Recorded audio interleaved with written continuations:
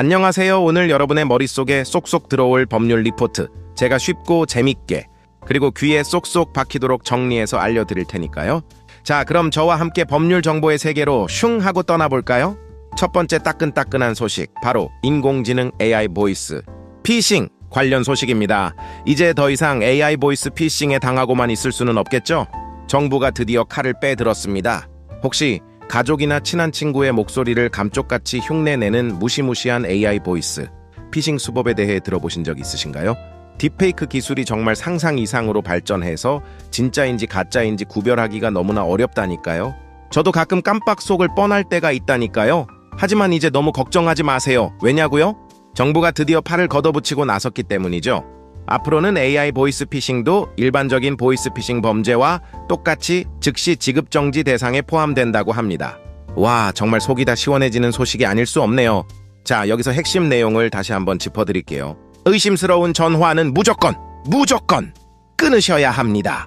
그리고 반드시 어떤 일이 있어도 지인에게 다른 연락 방법, 예를 들어 문자 메시지나 다른 전화번호로 꼭 다시 한번 확인해야 한다는 것 잊지 마세요.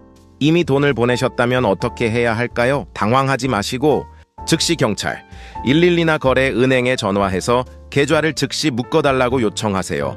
예전에는 대출 사기에만 해당되었던 피해 구제 절차가 이제는 무시무시한 AI 기술을 이용한 신종 사기 수법 전반으로 확대 적용될 예정이라고 하니 피해 금액을 환급받는 속도도 훨씬 더 빨라질 것으로 기대됩니다.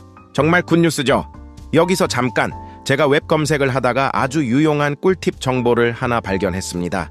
2026년부터는 우리나라 통신 3사, 다들 아시죠? SKT, KT, LGU, 그리고 금융감독원이 힘을 합쳐서 실시간 AI, 피싱 탐지 시스템을 개발해서 전 국민에게 무료로 보급할 예정이라고 합니다. 이 시스템은 통화 중에 실시간으로 음성 패턴과 문맥을 분석해서 피싱 범죄일 확률이 높을 경우에는 경고 문구를 즉시 띄워주고 지연 이체 설정을 유도한다고 하니 정말 든든하지 않나요? 우리 모두 이 시스템 덕분에 AI 피싱으로부터 안전하게 보호받을 수 있겠죠? 자, 다음으로는 오늘의 경제 용어 시간입니다. 오늘 알아볼 용어는 바로 토큰 증권 ST, 토큰 세큐리티입니다. 이거 요즘 엄청 핫한 용어인 거 다들 알고 계시죠? 토큰 증권이란 무엇일까요? 쉽게 말해서 비싼 건물이나 미술, 작품 같은 고가의 자산을 아주 잘게 마치 피자 조각처럼 쪼개서 디지털 형태로 만든 증권을 의미합니다. 즉, 토큰 증권 하나만 있으면 우리도 비싼 강남 빌딩의 주인이 될 수 있다는 꿈 같은 이야기가 현실이 될 수도 있다는 거죠. 정말 놀랍지 않나요? 꿈은 이루어진다. 원래 우리가 건물 한 채를 통째로 사려면 소리가 절로 나오잖아요. 평범한 월급쟁인 저는 꿈도 못 꿀 일이죠. 하지만 토큰 증권을 활용하면 비싼 빌딩에 만분의 1이라도 마치 주식처럼 아주 간편하게 사고팔 수 있다는 말씀. 2026년 현재 우리나라에서는 정식으로 인가를 받은 토큰 증권 발행 플랫폼들이 점점 더 많이 생겨나고 있다고 하니 소액으로 투자하는 투자자들에게는 정말 좋은 기회가 아닐 수 없습니다. 저도 월급날에 토큰 증권 하나 한번 사볼까 심각하게 고민 중이랍니다. 2027년 1월부터는 토큰 증권과 관련된 법률도 시행될 예정이라고 하니 앞으로 우리나라 토큰 증권 시장은 정말 엄청나게 빠른 속도로 성장할 것으로 예상됩니다.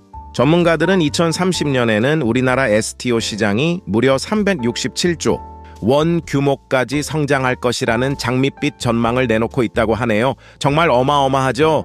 자, 이번에는 여러분들이 평소에 헷갈려 하시는 법률 용어에 대해 명쾌하게 정리해드리는 시간입니다. 오늘 알아볼 용어는 바로 각하와 기각입니다. 각하와 기각이라는 용어는 뉴스에서 정말 자주 등장하지만 그 의미는 하늘과 땅 차이만큼 다르다는 사실 알고 계셨나요? 자, 핵심은 바로 재판부가 소송의 내용을 제대로 검토했는지 여부에 달려 있습니다. 각하는 마치 우리가 회사 서류 전형에서 필요한 서류를 제대로 제출하지 못해서 탈락하는 것처럼 소송의 기본적인 요건이 제대로 갖춰지지 않아서 재판부가 소송의 내용을 제대로 살펴보지도 않고 그냥 거절하는 것을 의미합니다. 반면에 기각은 면접까지 모두 마쳤지만 최종 면접에서 아쉽게 탈락하는 것처럼 재판부가 소송의 내용을 꼼꼼하게 검토는 했지만 소송을 제기한 사람의 주장이 법적으로 정당한 이유가 없다고 판단해서 그 주장을 받아들이지 않는 것을 의미합니다. 자, 그럼 여기서 여러분을 위해 아주 유용한 꿀팁 하나 알려드릴까요? 만약 여러분이 제기한 소송이 각하되었다면 부족한 서류나 절차를 다시 한번 꼼꼼하게 확인해서 보완한 후에 다시 소송을 제기할 수도 있습니다. 하지만 만약 여러분의 소송이 기각되었다면 여러분의 주장이 법적으로 정당성을 인정받지 못했다는 의미이므로 항소 즉 상급 법원에 다시 한번 판단해달라고 요청하는 것을 신중하게 고민해 봐야 합니다. 이제 각하와 기각의 차이점을 확실하게 아셨죠? 마지막으로 오늘 여러분과 함께 살펴볼 최신 판례는 바로 자율주행 모드 중 사고와 운전자의 책임에 관한 것입니다. 요즘 자율주행차가 정말 많이 보급되면서 우리 생활이 더욱 편리해졌지만 자율주행 모드로 운전하던 중에 갑자기 사고가 발생한다면 누가 책임을 져야 할까요? 이 문제는 정말 중요한 문제가 아닐 수 없습니다. 최근 대법원에서는 자율주행 기능이 탑재된 차량의 사고 시 운전자가 어디까지 책임을 져야 하는지에 대한 중요한 판례를 새롭게 내놓았습니다. 이번 사건은 자율주행 모드로 차량을 운행하던 중에 갑작스러운 시스템 오류로 차량이 차선을 갑자기 이탈하면서 사고가 발생했는데 당시 운전자가 전방 주시를 제대로 하지 않았다는 이유로 재판에 넘겨진 사건이었습니다. 이에 대해 대법원은 자율주행 모드로 운전하고 있더라도 현행법상 운전자는 항상 비상시 즉시 개입할 의무가 있다라며 운전자가 전방을 제대로 주시하지 않고 휴대폰을 사용하는 등 운전자로서의 기본적인 주의 의무를 제대로 지키지 않았다면 운전자에게도 과실이 인정된다라고 판결했습니다.